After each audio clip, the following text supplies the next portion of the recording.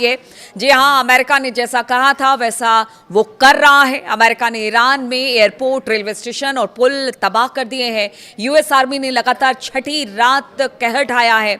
अमेरिकी हमले के बदले ईरान ने भी जवाब दिया है और खाड़ी में अमेरिका के सहयोगी देशों पर जबरदस्त हमले किए हैं। खासतौर पर कतर की बात की जाए, कतर की राजधानी दोहा में शुक्रवार तड़के सुबह कई धमाकों की आवाज सुनने की खबर सामने आई है। अमेरिका ने लगातार छठी रात ईरान पर जोरदार हमले किया और उसी का जवाब ईरान ने दिया है। अगर अमेरिका के हमलों की बात की जाए तो इन हमलों में ईरान के अंदर एयरपोर्ट, रेलवे स्टेशन, पुल को निशाना बनाया गया है। जैसा ट्रंप ने कहा था कि बेसिक एमिनिटीज को भी अब निशाना ईरान के बनाया जाएगा और हुआ भी कुछ ऐसा ही। अमेरिका की तरफ से जो हमला किया गया उसमें तबाही मची है ईरान में, यानी अमेरिकी सेना ईरान के नागरिक ढांचों, इंफ्रास्ट्रक्चर को तबाह कर रही है।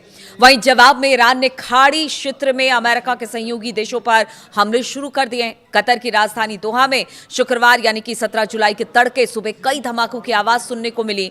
आपको बता दें कि दुनिया में तेल व्यापार के लिए बेहद अहम हॉर्मूज को लेकर फिर से लड़ाई शुरू हो गई और ये लड़ाई अब धीरे धीरे और भीषण होती चली जा रही है। ये लड़ाई उस शुरुआती समझौते पर हस्ताक्षर होने के सिर्फ 20 दिन के बाद भड़क गई, जिसका मकसद इस संघर्ष को खत्म करना था। यह संघर्ष फरवरी के आखिर में अमेरिका और इजराइल के ईरान पर बड़े हमले के बाद शुरू हुआ और फिर उसके बाद युद्ध विराम भी हुआ, बातचीत भी हुई, लेकिन उसका कोई नतीजा नहीं निकला और अब स्थिति और गंभीर होती चली जा रही है। अमेरिकी सेंट्रल कमांड सेंटकॉम के मुताबिक गुरुवार शाम को फिर बताया गया कि वो ईरान की सैन्य ताकत को और कमजोर करने के लिए नए हमले कर रहे हैं और ये लगातार छठी रात थी जब अमेरिका सेना ने ईरान पर हमला किया। ईरान के सरकारी मीडिया के मुताबिक देश के दक्षिणी हिस्से में 2 पुल, 1 रेलवे स्टेशन और 1 एयरपोर्ट पर हमले हुए हैं। ये इलाका रणनीतिक रूप से बेहद अहम माना जा रहा है और यह हॉर्मूज के पास भी है, इसलिए खास तौर पर अमेरिका इनको टारगेट कर रहा है, जहां से दुनिया भर में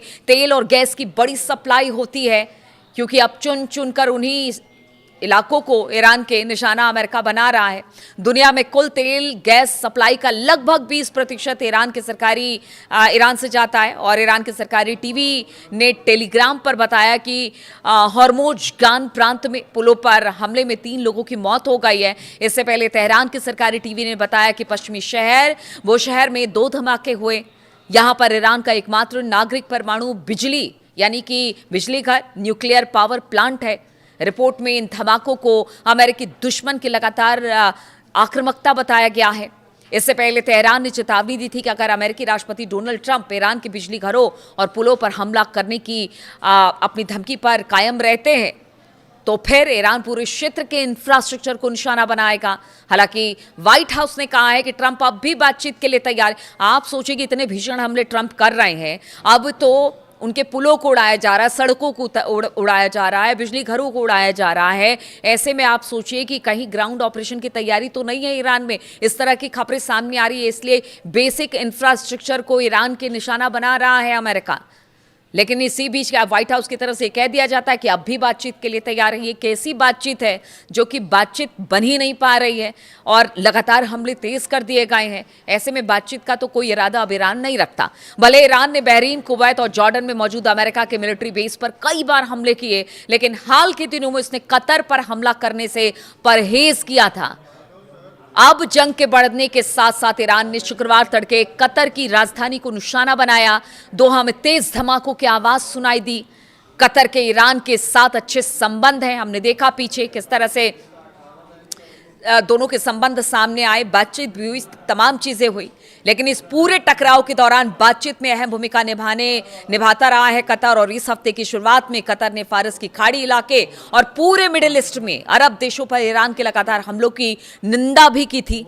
लेकिन अब स्ट्रेट ऑफ हॉर्मूज में को लेकर जिस तरह से बवाल मचा हुआ है, उसके बाद तो अब ईरान ने कहा कि इस क्षेत्रीय लड़ाई को और आगे बढ़ाया जाएगा और अब वो लड़ाई कहां तक जाएगी, इसको लेकर सभी चिंतित हैं। स्ट्रेट ऑफ हॉर्मूज में जहाजों की आवाजाही पर रोक लगाने के बाद ईरान अब दुनिया की अर्थव्यवस्थाओं को हिला देने वाले सबसे खतरनाक मोहरे को अब आगे करने की तैयारी में जुट गया है, क्योंकि उसने पहले ही कह दिया था अमेरिका को कि अगर अमेरिका ने उसके बेसिक इंफ्रास्ट्रक्चर पर हमला किया तो अभी तो सिर्फ स्ट्रेट ऑफ हॉर्मूज बंद है, उसके बाद आप देखिए एक और रास्ता यमन की तरफ, उसे भी बंद कर दिया जाएगा और ये तुरुप का पत्ता कहलाएगा, जो कि अमेरिका और डोनाल्ड ट्रंप पर नकेल कसने का काम करेगा। अमेरिका के साथ जारी संघर्ष के बीच तेहरान ने यमन के हुती विद्रोहियों के जरिए लाल सागर के सबसे अहम बाब अल मंदेब समुद्री मार्ग पर पूरी तरह से बंद करने की चेतावनी दे दी है। अगर ऐसा होता है तो दुनिया के 2 सबसे बड़े ऊर्जा गलियारे एक साथ ठप हो जाएंगे और वैश्विक स्तर पर तेल की कीमतें $200 प्रति बैरल तक पहुंच जाएगी। और इसी को लेकर पूरी दुनिया हिली हुई है कि अब क्या होगा। और अगर आप सोचें कि अगर इन दोनों मार्गों को बंद कर दिया जाता है, अगर जितने भी समुद्री जहाज हैं वो अफ्रीका होकर आएंगे तो समय भी ज्यादा लगेगा, पैसे भी ज्यादा लगेंगे। इसको कैसे आखिर जो तमाम देश है दुनिया भर के उसको कैसे बेयर कर पाएंगी और कैसे अपने ग्राहकों तक तेल और गैस पहुंचा पाएंगी, या अर्थव्यवस्था को चलाने के लिए जो इसका इस्तेमाल होता है कैसे कर पाएंगे। ईरान में अमेरिका के बढ़ते हमलों और हुती विद्रोहियों के आक्रामक रुख के बीच विश्लेषकों का मानना है कि तेहरान अब जंग का दायरा खाड़ी से बाहर फैला रहा है और इसका सीधा मकसद वॉशिंगटन पर आर्थिक दबाव बनाना और अंतर्राष्ट्रीय व्यापार को ठप करना है। ईरान के प्रेस टीवी के अनुसार यमन के एक वरिष्ठ अधिकारी ने साफ लहजों में कहा कि अगर सऊदी अरब ने यमन पर हमले जारी रखे तो यमन का जो वहां पर काम कर रहा सशस्त्र बल है वो बाब अल मंदेब को पूरी तरह से सील कर देगा। उन्होंने ये भी कहा कि वॉशिंगटन सऊदी अरब को यमन पर हमला करने के लिए भड़का रहा है, लेकिन ये चाल अमेरिका के खुद के हित में नहीं होगी। हमने देखा था कि हॉर्मूज को लेकर किस तरह से रुख अख्तियार किया था अमेरिका ने, आज उसके गले की फांस और गले की हड्डी बन गया है हॉर्मूज। अब उसी को लेकर लड़ाई अमेरिका कर रहा है और इसी को लेकर ईरान चेता रहा है कि अगर बाब अल मंदेब बंद होता है तो फिर आप समझिए कि किस तरह से यह अमेरिकी हित में भी नहीं होगा। अगर रॉयटर्स की माने तो रॉयटर्स के विशेषज्ञों के हवाले से कहा कि अगर हॉर्मूज ईरान का सबसे बड़ा रणनीतिक हथियार है तो बाब अल मंदेब उसकी आखिरी और सबसे असरदार रिजर्व कार्ड है। और अगर इसे ईरान ने खेल दिया तो आप सोचिए कि सिर्फ अमेरिका ही नहीं बल्कि पूरी दुनिया इससे हिल जाएगी। और इसी बात का डर है, जो अभी बीच में शांति वार्ता हुई थी उससे जो क्रूड ऑयल के प्राइसेस से वो गिर गए थे तो लोगों ने राहत की सांस ली थी, पूरी दुनिया ने राहत की सांस ली थी। लेकिन एक बार फिर से जब ऐलान ट्रंप ने कर दिया कि हमला ईरान पर होगा, आप देखिए फिर से जो क्रूड ऑयल है उसके प्राइसेस बढ़ जाएंगे। और अगर बाब अल मंदेब को बंद कर दिया जाता है तो बताया जा रहा है कि क्रूड ऑयल के प्राइसेस 200 तक पहुंच जाएगी। अब देखिए, हाल ही में ईरान के एक अखबार ने, दूसरी बड़ी खबर मैं आपको बता रही हूं, हाल ही में ईरान के एक अखबार ने ईरान के किल लिस्ट की सूची प्रकाशित की है। इसमें अमेरिका, इजराइल और ब्रिटेन सहित कई नेताओं के नाम ईरान के सार्वजनिक रूप से ट्रंप को मारने की तस्वीर लगाने से युद्ध के एक और भड़कने की उम्मीद बन गई है। यानी कि हिट लिस्ट में ईरान क्या ट्रंप है ये तो पहले से पता था, लेकिन इजराइल और ब्रिटेन के भी बहुत सारे नेता हैं जो इस हिट लिस्ट में शामिल हैं।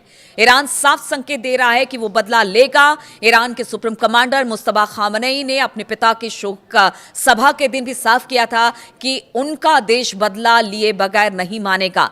और इस बीच खुद ट्रंप ने कह दिया कि उनको मारने की साजिश ईरान रच रहा है। अब मध्य तेहरान के एंगेलाब स्क्वायर में एक बहुत बड़ा बिलबोर्ड लगाया गया है। बिलबोर्ड में अमेरिकी राष्ट्रपति को ताबूत में लेटे हुए दिखाया गया। वहां से गुजरने वालों के लिए राजनीतिक संदेश और तेहरान का कड़ा रुख दिखाने के लिए पास ही एक मूर्ति भी लगाई गई है। यह मूर्ति ईरान के दिवंगत सर्वोच्च नेता अयतुल्ला अली खामनेई की मुट्ठी को दिखाती है, जिनकी हत्या ईरान के खिलाफ अमेरिकी इजरायली युद्ध की शुरुआती दौर में ही कर दी गई थी। तो आप देखिए कि एक तरह से प्रेशर ईरान के लोगों की तरफ से भी है और कहा यह जा रहा है कि वहां की सरकार तो नहीं लेकिन IRGC पूरी तरह से तैयार है कि किसी भी तरह से हो अमेरिका से तो बदला लिया जाएगा। और अमेरिका जिस तरह से हमले कर रहा है उसका जवाब अब किस तरह से आगे ईरान देने वाला है, क्योंकि अब ये मिडिल ईस्ट से निकलकर बाहर की तरफ ये लड़ाई पहुंचती है तो आप समझिए कि क्या स्थिति होगी। अब तीसरी बड़ी खबर ये आ रही है कि क्या पाकिस्तान हूथियों के खिलाफ जंग में उतरने वाला है।